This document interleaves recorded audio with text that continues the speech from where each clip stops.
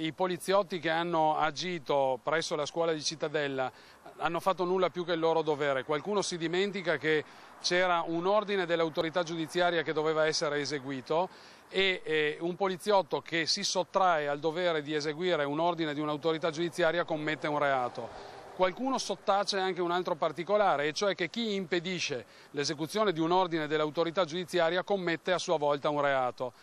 Dopodiché quello che fa vedere quel video non sono dei poliziotti che picchiano un bambino, quello che fa vedere quel video è tutt'altro, e anche su questo c'è stato un po' di disinformazione, perché per i piedi a trascinare il bambino è il padre. Il nostro collega, come spiega il video integrale dell'intervento che abbiamo noi in questo momento a disposizione dell'autorità giudiziaria, quel video dimostra che il poliziotto si è limitato a sollevare il bambino da terra prendendolo da sotto le ascelle, mentre il padre del bambino lo trascinava. Quindi i poliziotti non hanno fatto nessun tipo di violenza. Non era un lavoro da poliziotti, ma se i poliziotti devono intervenire è evidente che il loro intervento non può essere fermato da nessuno. Quindi se, come noi riteniamo, qualcuno ha ostacolato l'esecuzione dell'ordine dell'autorità giudiziaria, ne risponderà nelle competenti sedi. I poliziotti si sono limitati ad accompagnare alla scuola gli assistenti sociali secondo quella che era stata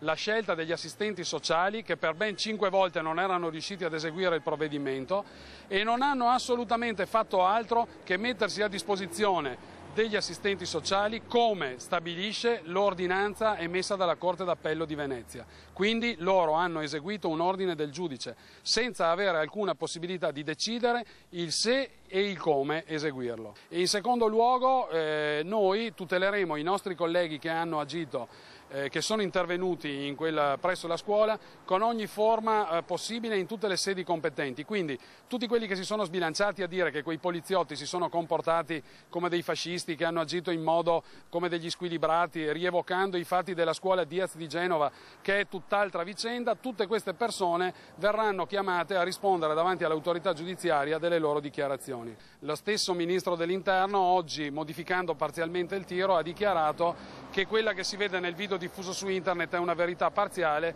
e che esaminerà approfonditamente l'altro video, che è quello che è stato girato da un operatore della polizia scientifica sul posto.